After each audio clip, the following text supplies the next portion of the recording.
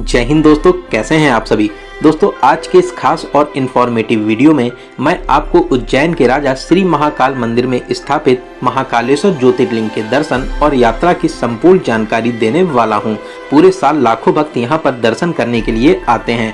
अगर आप भी भगवान शिव के इस अलौकिक ज्योतिर्लिंग के दर्शन करने की प्लानिंग बना रहे हैं तो ये वीडियो आपकी बहुत हेल्प करेगा। इस वीडियो में हम लोग बात करेंगे आप यहाँ तक कैसे पहुँचेंगे, यहाँ पर पहुँचने के बाद में आपको होटल या धर्मशाला कहाँ पर लेना चाहिए, मंदिर में दर्शन करने का सही तरीका क्या रहता है, यहाँ पर आप कौन कौन से प्रमुख मंदिरों में दर्शन जरूर करें, यहाँ पर खाने पीने की कैसी फैसिलिटीज हैं और वीडियो के लास्ट में बात करेंगे कितने बजट में आप इस पावन यात्रा को पूरा कर सकते हैं।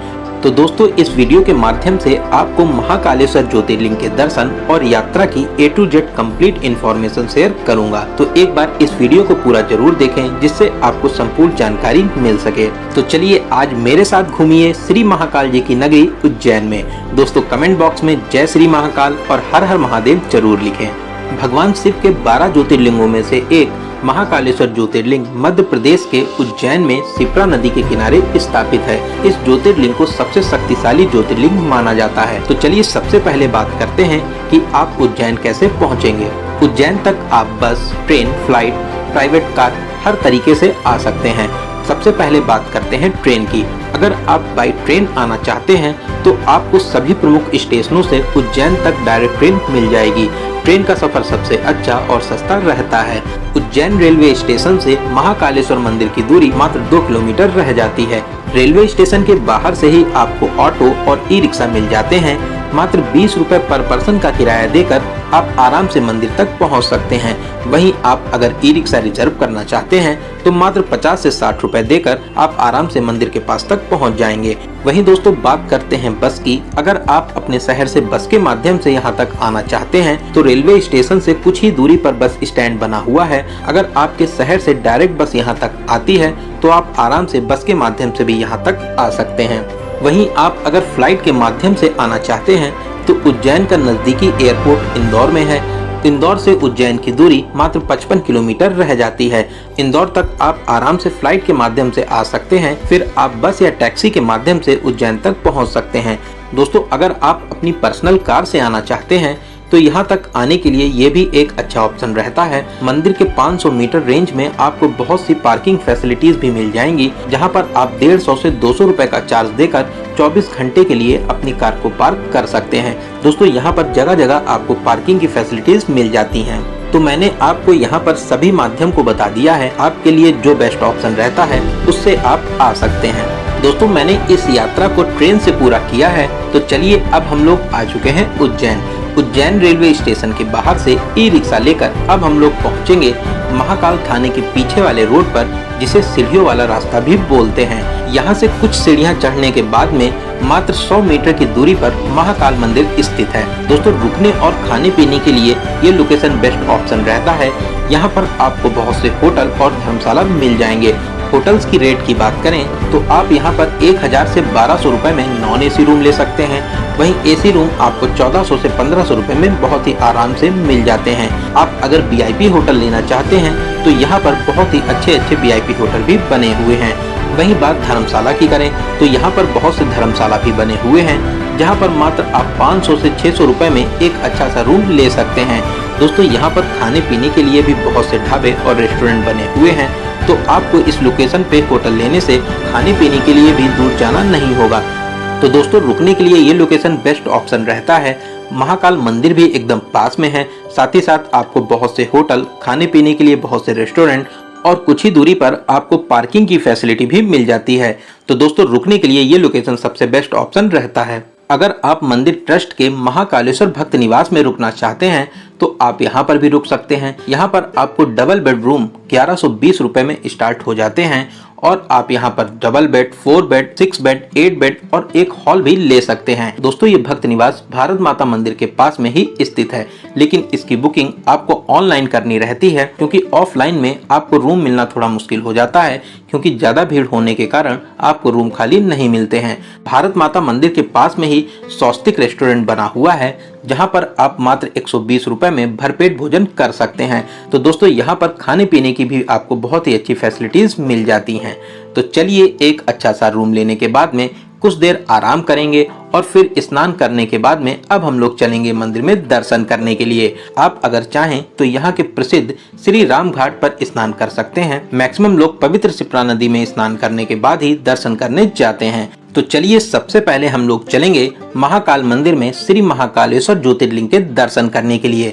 दोस्तों यहाँ पर एंट्री करने के लिए बहुत से गेट बने हुए हैं। गेट नंबर 1, गेट नंबर 2 और गेट नंबर 4 से आप एंट्री कर सकते हैं। यहाँ पर बहुत ही ज्यादा भीड़ भाड़ होती है। नॉर्मल लाइन में दर्शन करने में आपको लगभग 1 घंटा लग जाता है। वहीं बहुत ज्यादा भीड़ होने पर आपको 5 से 6 घंटे का समय भी लग सकता है। तो आप अगर जल्दी दर्शन प्राप्त करना चाहते हैं तो गेट नंबर 4 के पास में ही शीघ्र दर्शन का काउंटर बना हुआ है, जो बड़ा गणेश जी मंदिर के पास में स्थित है। शीघ्र दर्शन के लिए 250 रुपए पर पर्सन का चार्ज देकर आप मात्र 10 से 15 मिनट में दर्शन प्राप्त कर सकते हैं।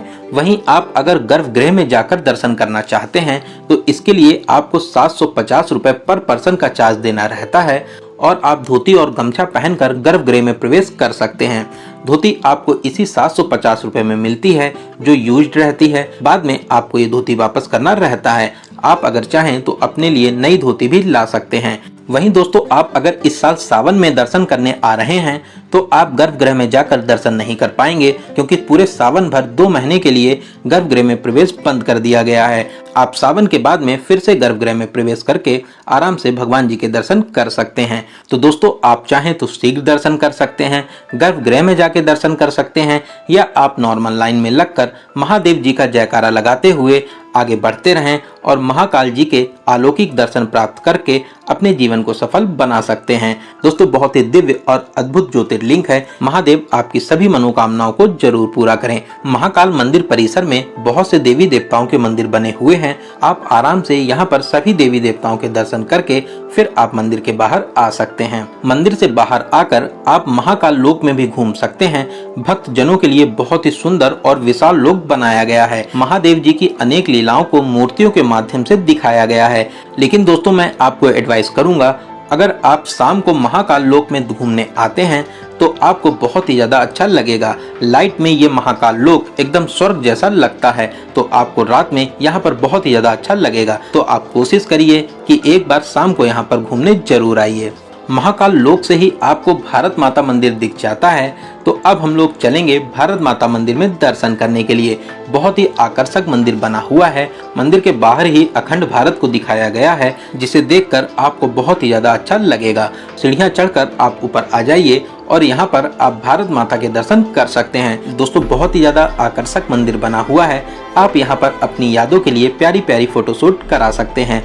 चलिए अब हम लोग महाकाल लोक परिसर से बाहर आकर गेट नंबर 4 के पास में स्थित बड़ा गणेश जी मंदिर में दर्शन करने चलेंगे। दोस्तों यहाँ पर गणेश जी की विशाल प्रतिमा स्थापित है। आप यहाँ पर गणेश जी के दर्शन करिए और गणेश जी का आशीर्वाद प्राप्त कर सकते हैं। दोस्तों बहुत ही प्यारा मंदिर है। आप यहाँ पर दर्शन करने जरूर आइए। यहाँ पर दर्शन करने के बाद में मात्र 100 मीटर की दूरी पर ही विक्रमादित्य टीला स्थित है, जहाँ पर विक्रमादित्य जी का मंदिर भी स्थापित है। साथ ही साथ महाराजा विक्रमादित्य की विशाल प्रतिमा भी यहाँ पर बनी हुई है। आप यहाँ पर जरूर आइए। यहाँ पर आपको बहुत ही ज्यादा अच्छा लगेगा।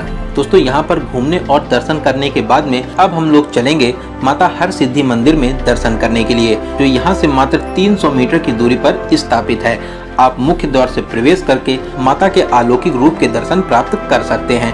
शाम को यहाँ पर दीपदान भी किया जाता है। साथ में अगर आप यहाँ पर शाम को आते हैं तो आप माता रानी की आरती में भी शामिल हो सकते हैं।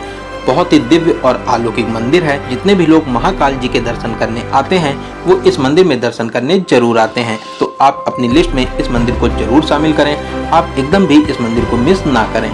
दोस्तों इसी रास्ते पर आगे श्री राम मंदिर धर्मशाला स्थित है। यहीं से श्री राम घाट के लिए रास्ता जाता है। तो चलिए अब हम लोग चलेंगे यहाँ के प्रसिद्ध श्री राम घाट पर शिप्रा नदी के दर्शन करने के लिए। दोस्तों घाट के किनारे बहुत ही प्राचीन मंदिर स्थापित है। आप यहाँ पर बैठकर माँ शिप्रा नदी को बहुत ही आराम से निहार सकते हैं।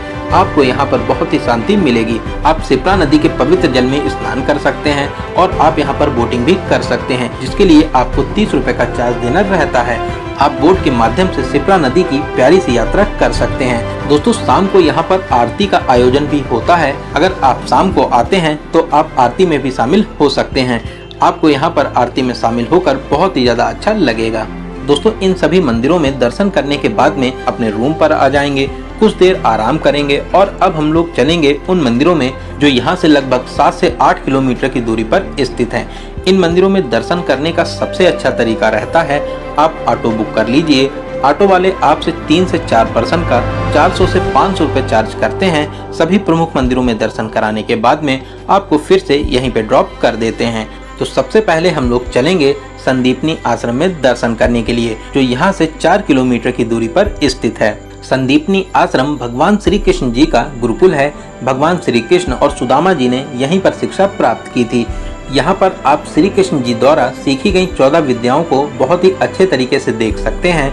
आश्रम परिसर में और भी मंदिर स्थापित हैं। आप यहाँ पर महादेव जी के दर्शन कर सकते हैं। साथ ही साथ यहाँ पर पास में ही कुंड बना हुआ है, जहाँ पर आप कुछ देर बैठकर आराम भी कर सकते हैं। यहाँ पर श्री कृष्ण जी की पाठशाला भी स्थित है। साथ ही साथ कुबेर जी का भी मंदिर स्थापित है। यहाँ पर दर्शन और घूमने के बाद में अब हम लोग चलेंगे अपने अगले प्लेस पर। हम लोगों का अगला प्रमुख मंदिर है श्री मंगलनाथ मंदिर। ये पूरे विश्व में अकेला मंदिर है जहाँ पर मंगलनाथ जी के दर्शन होते हैं। अगर किसी को मांगलिक दोष है तो यहाँ पर पूजा अर्चना कराने के बाद में आप दोष मुक्त हो सकते हैं। अगर आप चाहें तो यहाँ पर पूजा अर्चना भी करा सकते हैं। यहाँ पर दर्शन करने के बाद में अब हम लोग चलेंगे उज्जैन के कोतवाल काल भैरव मंदिर में दर्शन करने के लिए। श्री महाकाल उज्जैन के राजा हैं और श्री काल भैरव उनके सेनापति। श्री काल भैरव मंदिर में बहुत ही ज्यादा भीड़ भाड़ होती है। यहाँ पर दर्शन करने में आपको 1 से 2 घंटे लग सकते हैं। अब हम लोग मंदिर में प्रवेश करेंगे, श्री काल भैरव जी के दर्शन प्राप्त करेंगे और यहाँ पर आप दीपदान भी कर सकते हैं। दीपदान की विशेष मान्यताएं हैं। आप अगर चाहें तो यहाँ पर दीपदान भी कर सकते हैं। दोस्तों यहाँ पर दर्शन करने के बाद में अब हम लोग चलेंगे गढ़कालिका जी के दर्शन करने के लिए। ये मंदिर भी बहुत ही ज्यादा प्रसिद्ध है और अपनी दिव्य शक्तियों के लिए जाना जाता है। यहाँ पर माता रानी के प्यारे से दर्शन प्राप्त करेंगे। दोस्तों यहाँ पर दर्शन करने के विशेष फल मिलते हैं। आप अपनी लिस्ट में इस मंदिर को जरूर शामिल करिए। दोस्तों बहुत ही अलौकिक मंदिर है। आप यहाँ पर दर्शन करने जरूर आइए। माता रानी आपकी सभी मनोकामनाओं को जरूर पूरा करेंगी। गढ़कालिका मंदिर के पास में ही गणेश जी का मंदिर भी स्थापित है। यहाँ पर भी आप दर्शन कर सकते हैं। इन मंदिरों के अलावा आप श्री सिद्धवट मंदिर में दर्शन करने जा सकते हैं। भरथरी गुफा में भी दर्शन करने जा सकते हैं। दोस्तों ये उज्जैन के बहुत ही ज्यादा प्रमुख मंदिर हैं। आप यहाँ पर दर्शन करने जरूर आइए। तो दोस्तों इन सभी प्रमुख मंदिरों में दर्शन करने के बाद में अब हम लोग वापस अपने होटल में आ जाएंगे। चलिए दोस्तों अब हम लोग बात करते हैं कि इन सभी मंदिरों को आप कितने दिनों में कवर कर लेंगे। अगर आप उज्जैन सुबह 7 से 8 बजे तक आ जाते हैं तो आप एक ही दिन में इन सभी मंदिरों को आराम से कवर कर लेंगे। अगर शाम की आपकी ट्रेन है तो आप शाम को आराम से वापसी भी कर सकते हैं। वहीं आप अगर दोपहर में या शाम तक उज्जैन पहुंचते हैं तो शाम को आप सबसे पहले महाकाल जी के दर्शन प्राप्त करिए और फिर महाकाल लोक में घूम सकते हैं। फिर आप बड़ा गणेश जी, हरसिद्धि मंदिर, रामघाट इन सभी जगहों को कवर कर सकते हैं और फिर रात में आप अपने होटल में स्टे करिए और अगले दिन आप जो यहाँ से 7 से 8 किलोमीटर की दूरी पर मंदिर स्थित हैं उन सभी को आराम से कवर कर सकते हैं। फिर आप दिन वाली या शाम वाली ट्रेन से अपने घर के लिए भी वापसी कर सकते हैं। दोस्तों आप अगर यहाँ से ओमकारेश्वर ज्योतिर्लिंग के दर्शन करने जाना चाहते हैं तो आपको यहाँ पर बस की फैसिलिटी मिल जाती है। बस आपको सुबह 7 से 8 बजे ले जाती है और पूरे दिन आपको घुमाने के बाद में शाम को फिर से यहीं पे ड्रॉप कर देती है। बस वाले आपसे आने जाने का 350 रुपए चार्ज करते हैं। उज्जैन से ओमकारेश्वर ज्योतिर्लिंग की दूरी 140 किलोमीटर रहती है। तो आप अगर ओमकारेश्वर ज्योतिर्लिंग के दर्शन करने जाना चाहते हैं तो आप बड़े आराम से यहाँ से जा सकते हैं। चलिए अब हम लोग बात करते हैं सबसे जरूरी क्वेश्चन बजट की। कितने बजट में आप इस पावन यात्रा को पूरा कर लेंगे। दोस्तों मैं मान के चलता हूं कि आप कम से कम 2 लोग तो यहां पर दर्शन करने आएंगे ही। 2 लोगों में आपके होटल और ऑटो ई रिक्शा का किराया डिवाइड हो जाता है।